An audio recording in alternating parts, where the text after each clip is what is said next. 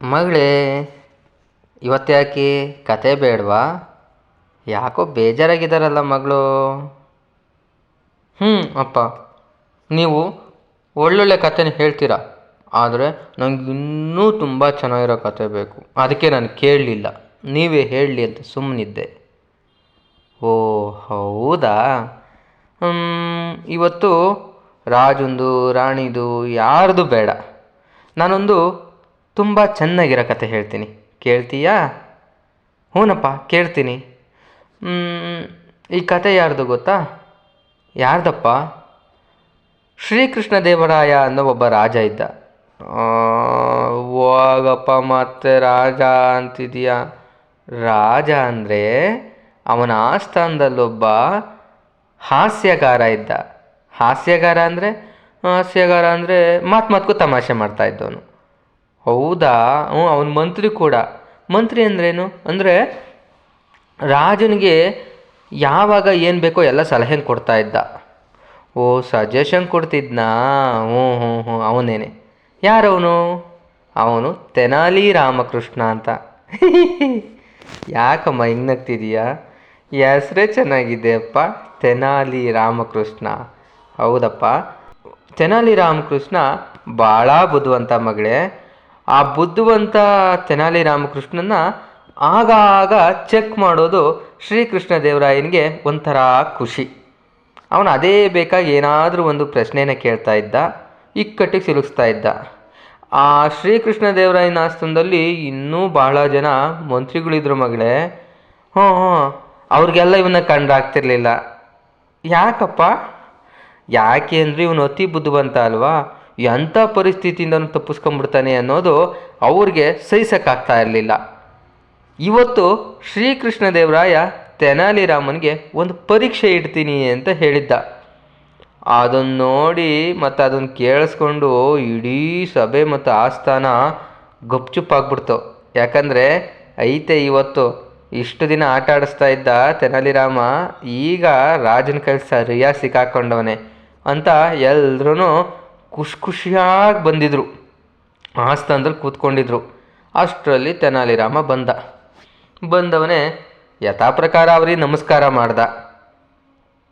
ಕೂತ್ಕೋ ತೆನಾಲಿ ಅಂತ ಅಂದರು. ಕೂತ್ಕೊಂಡ. ನನಗೆ ಒಂದು ಪ್ರಶ್ನೆ ಕಾಡ್ತಾ ಇದೆ, ಇದಕ್ಕೆ ನೀನೇ ಉತ್ತರ ಹೇಳಬೇಕು ಅಂತ ಅಂದ. ಏನು ಕೇಳಿ ರಾಜನ್? ತೆನಾಲಿ ರಾಮಕೃಷ್ಣ ತುಂಬಾ ಗೌರವ ಕೊಡ್ತಿದ್ದ ಶ್ರೀಕೃಷ್ಣ ದೇವರಾಯನಿಗೆ. ಹೌದಾ? ಏನಿಲ್ಲ, ನಮ್ಮ ಆಸ್ಥಾನ ಬಿಟ್ಟು ಇಡೀ ನಮ್ಮ ರಾಜ್ಯದಲ್ಲಿ ನನಗೆ ಎಷ್ಟು ಕಾಗೆಗಳಿವೆ ಅನ್ನೋದು ಗೊತ್ತಾಗಬೇಕು. ಏನು ರಾಜನ್, ಕಾಗೆಗಳ? ಹೌದು, ಕಾಗೆಗಳು. ಎಷ್ಟು ಕಾಗೆಗಳಿದ್ದಾವೆ ನೀನು ಎಣಿಸ್ಬೇಕು. ಅದು 2 ದಿನದಲ್ಲಿ. 2 ದಿನದಲ್ಲ, ಬೇಡ, ಇನ್ನೂ ಒಂದಿನ ಹೆಚ್ಚಿಗೆ ತಗೋ, 3-4 ದಿನನೇ ತಗೋ, ನನಗೆ ಗೊತ್ತಿಲ್ಲ. ಒಟ್ಟಿನಲ್ಲಿ 3-4 ದಿನದಲ್ಲಿ ನೀನು ಎಲ್ಲ ಕಾಗೆಗಳ್ನೂ ಎಣಿಸ್ಬೇಕು. ಜೊತೆಗೆ 5ನೇ ದಿನ, ಎಲ್ಲರೂ ಕೇಳಿಸ್ಕೊಳ್ಳಿ, 5ನೇ ದಿನ ರಾಮಕೃಷ್ಣ ಇಲ್ಲಿ ಬರ್ತಾನೆ. ಬಂದೇನು ಮಾಡ್ತಾನೆ? ಕತೆ ಹೇಳಲ್ಲ, ಕಾಗೆಗಳು ಎಷ್ಟಿದ್ದೋ ಅನ್ನೋದು ಹೇಳ್ತಾನೆ. ಈ ಸರಿ ಅವನು ಗೆಲ್ಲೇಬೇಕು. ರಾಮಕೃಷ್ಣ, ನೀನು ಗೆಲ್ಲೇಬೇಕು. ಅಕಸ್ಮಾತ್ ನೀನೇನಾದರೂ ಗೆಲ್ಲಿಲ್ಲ ಅನ್ಕೋ, ಎಲ್ರಿಗಿಂತ ಕಠಿಣವಾದ ಶಿಕ್ಷೆ ಕೊಟ್ಬಿಡ್ತೀನಿ. ತೆಳು ಹಾಸ್ಯದ ಮಾತಲ್ಲಿ ಹೇಳ್ದ. ತೆಳು ಹಾಸ್ಯ ಅಂದರೆ ಏನಪ್ಪ? ನಗ್ನಗ್ತಾ ಹೇಳ್ದ ಮಗಳೇ. ಸಾರಿ, ನಿನ್ಗೆ ಗೊತ್ತಾಗಲ್ಲಲ್ವಾ, ಕ್ಷಮಿಸು. ಸರಿ, ತೆಳು ಹಾಸ್ಯದಲ್ಲಿ ಹೇಳ್ದ. ರಾಮಕೃಷ್ಣ ಕೂಡ ಒಂದು 5 ನಿಮಿಷ ಕೂತ್ಕೊಂಡು ಯೋಚನೆ ಮಾಡ್ದ, ಒಪ್ಕೊಳ್ಳೋದೋ ಬೇಡವೋ ಅಂತ. ಕೊನೆಗೆ ಆಯಿತು ರಾಜ, ನಾನು ಒಪ್ಕೊಂಡೆ. ಇನ್ನು 4 ದಿನ ನನಗೆ ಅವಕಾಶ ಕೊಡಿ. 4 ದಿನ ಆದಮೇಲೆ 5ನೇ ದಿನ ಬಂದು ನಿಮ್ಗೆ ಎಷ್ಟಿದಾವೆ ಕಾಗೆಗಳು ಅಂತ ನಾನು ಹೇಳ್ತೀನಿ. ಎಲ್ಲರೂ ಅವನ ಹತ್ರ ನೋಡಿ ಗೊಳ್ಳಂತ ನಕ್ಕಿದ್ರು. ಕಾಗೆಗಳು ಎಣಿಸ್ತಾನಂತ ಕಾಗೆಗಳನ್ನ, ಅಯ್ಯೋ ಮಗ್ದಿನ್ನೆ ಅಂತ. ಸರಿ, ಅಲ್ಲಿಂದ ಹೋದವನೇ 1-2-3 ದಿನ ಸಭೆಗೂ ಬರಲಿಲ್ಲ, ಆಸ್ಥಾನಕ್ಕೂ ಬರಲಿಲ್ಲ, ಯಾರೇನು ಕರೆದ್ರೂ ಬರಲಿಲ್ಲ. ಓ, ಇನ್ನು ಬರಲ್ಲ ಬಿಡು, ಹೋದ. ಏನು ಕಾಗೆಗಳು ನೆನ್ಸತ್ತಂದ್ರೆ ಸುಮ್ಮನೆನಾ?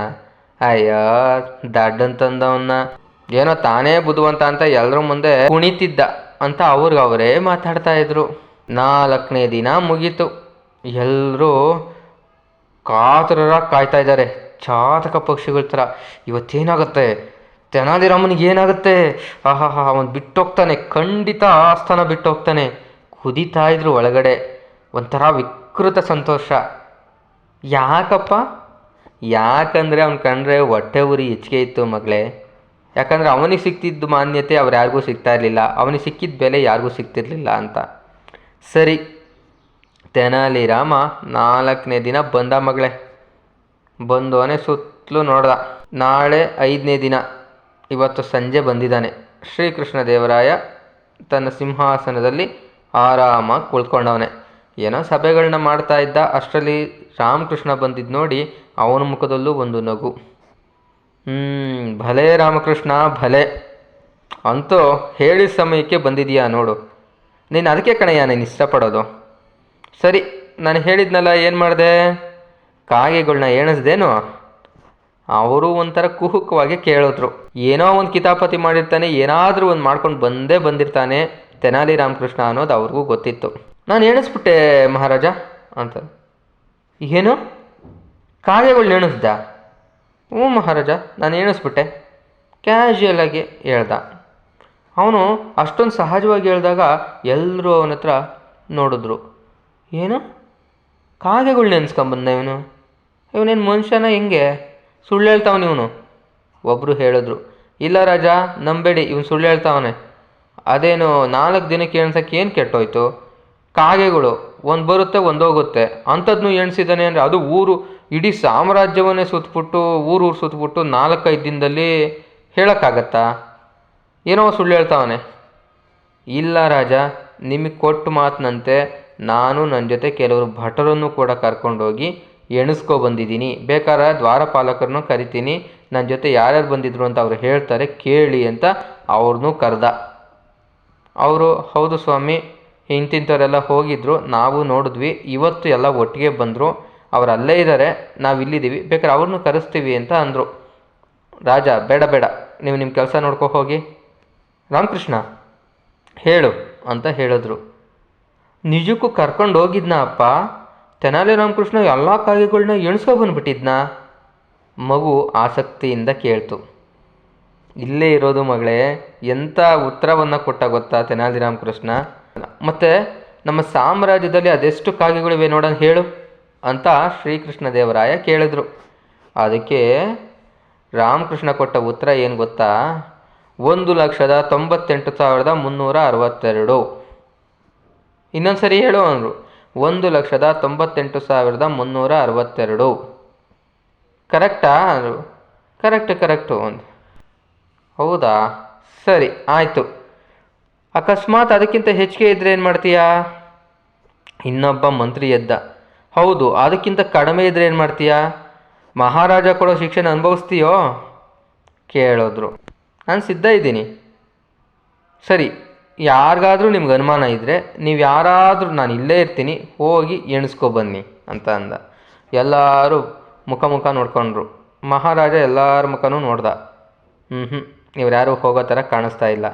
ಅದು ಹೆಂಗೆ ಹೇಳ್ತೀಯ, ಅದು ಅಷ್ಟೇ ನಿಖರವಾಗಿದೆ ಅಂತ ಕೃಷ್ಣದೇವರಾಯನೇ ಪ್ರಶ್ನೆ ಹಾಕ್ದ. ನೋಡಿ ಮಹಾರಾಜ, ನಾನು ಎಣಿಸ್ಕೊಬಂದಾಗ ಅಷ್ಟೇ ಇದೆ. ಅಕಸ್ಮಾತ್ ಇವ್ರು ಯಾರಾದರೂ ಹೋದಾಗ ಏನಾದರೂ ಹೆಚ್ಚು ಕಡಿಮೆ ಆಗಿದ್ದರೆ ಬಹುಶಃ ಇವ್ರು ಯಾರ್ದೋ ಪೂರ್ವಜರಿರ್ತಾರಲ್ಲ, ಕಾಗೆಗಳಾಗಿ ಬಂದಿರ್ತಾರೆ, ಇವ್ರನ್ನೆಲ್ಲೋ ನೋಡೋಕೆ ಬಂದಿರ್ತಾರೆ, ನೋಡ್ಕೊಂಡು ಹೋಗಿರಬಹುದು. ಅಥವಾ ಬೇರೆ ಊರಿನಲ್ಲಿ ಯಾರೋ ಬಂಧುಗಳಿರ್ತಾರೆ, ಅವ್ರನ್ನ ನೋಡೋದಕ್ಕೆ ಇಲ್ಲಿರೋ ಕಾಗೆಗಳು ಅಲ್ಲಿ ಹೋಗಿರಬಹುದು. ಬಿಟ್ಟರೆ ಕರೆಕ್ಟಾಗಿರುತ್ತೆ. ಹಾಗೂ ಹೀಗೂ ಏನಾದರೂ ವ್ಯತ್ಯಾಸ ಕಂಡು ಬಂದರೆ ಇಲ್ಲಿರೋರನ್ನ ನೋಡೋಕೆ ಬಂದಿರಬಹುದು, ಇಲ್ಲ ಇಲ್ಲಿರೋರು ಅಲ್ಲಿಗೆ ಹೋಗಿರಬಹುದು ಅಷ್ಟೇ ಅಂದಾಗ ಅವನ ಬುದ್ಧಿವಂತಿಕೆ ನೋಡಿ ಎಲ್ರಿಗೂ ಆಶ್ಚರ್ಯ ಆಗೋಯ್ತು. ತೆನಾಲಿ ರಾಮಕೃಷ್ಣ ಸುಮ್ಮನೆ ಅಲ್ಲಪ್ಪೋ, ನಾವೇನೋ ಅಂದ್ಕೊಂಡಿದ್ವಿ ಅಂತ ಇಡೀ ಆಸ್ಥಾನಿಕರು ಸೈಲೆಂಟ್ ಆಗೋದ್ರು. ರಾಮಕೃಷ್ಣ ಎಷ್ಟು ಒಳ್ಳೆನಲ್ವಾಪ್ಪ, ಎಷ್ಟು ಬುದ್ಧಿವಂತ ಅಲ್ವಾ ಅಪ್ಪ. ಮಗಳಿಗೆ ಖುಷಿ ಆಗೋಯ್ತು ರಾಮಕೃಷ್ಣ ಹೇಳಿದ್ದಕ್ಕೆ ಕೇಳಿ. ಕೃಷ್ಣದೇವರಾಯ ಕೂಡ ರಾಮಕೃಷ್ಣ ಹೇಳಿದ್ದಕ್ಕೆ ಕೇಳಿ, ನಿನ್ನನ್ನು ಅತಿ ಬುದ್ಧಿವಂತ ಅನ್ನೋದು ಅದಕ್ಕೆ ರಾಮಕೃಷ್ಣ ಅಂತ ಹೇಳಿ ಅವನಿಗೆ ಚಿನ್ನ, ವಜ್ರ, ವೈಡೂರ್ಯ ಎಲ್ಲವನ್ನು ಕೊಟ್ಟು ಮನೆಗೆ ಕಳಿಸ್ದ. ಇವರು ಕೈ ಇಸ್ಕೊಂಡ್ರು. ಛೇ, ಎಂಥ ಅವಕಾಶ ಬಂದ್ಬಿಟ್ಟಿತ್ತು, ತಪ್ಪಿಸ್ಕೊಂಬಿಟ್ನಲ್ಲ, ಬಡ್ಡಿ ಮಗ ಏನಾದರೂ ಮಾಡಿ ಗೆದ್ಬಿಡ್ತಾನಲ್ಲ ಇವನು. ಅವರವರೇ ಮಾತನಾಡಿಕೊಂಡು ಸುಮ್ಮನಾದರು. ಆದರೆ ಇದರಿಂದ ತಿಳಿದು ಬರೋ ನೀತಿ ಏನು ಹೇಳಮ್ಮ? ಮನುಷ್ಯನಿಗೆ ಮಾತು ಬಂದಿದ್ದರೆ ಸಾಕು, ಆದರೆ ಅದು ತಲೆಹರಟೆ ಥರ ಆಗಿರಬಾರ್ದು. ಸಮಯೋಚಿತ ಮಾತಾಗಿದ್ದರೆ ಖಂಡಿತವಾಗಿಯೂ ಅವನು ಯಾವ ರೀತಿ ಬೇಕಾದರೂ ಜೀವನದಲ್ಲಿ ಬದುಕಬಹುದು ಮತ್ತು ಎಂಥ ಸಂಕಷ್ಟದಲ್ಲೂ ಅವನು ಪಾರಾಗಬಹುದು ಅನ್ನೋದು. ಕತೆ ಇಷ್ಟವಾಯ್ತಾ ಮಗಳೇ? ಹೂನಪ್ಪ, ಭಾಳನೇ ಇಷ್ಟ ಆಯಿತು. ಮುಂದಿನ ವಾರ ಇನ್ನೂ ಚೆನ್ನಾಗಿರೋ ಕತೆ ಹೇಳ್ತೀನಿ. ಈಗ ಮಲ್ಕೊಮ್ಮ, ರಾತ್ರಿ ಆಯಿತು. ಅಪ್ಪ ಮಗಳನ್ನು ಮಲಗಿಸಿದ್ರು.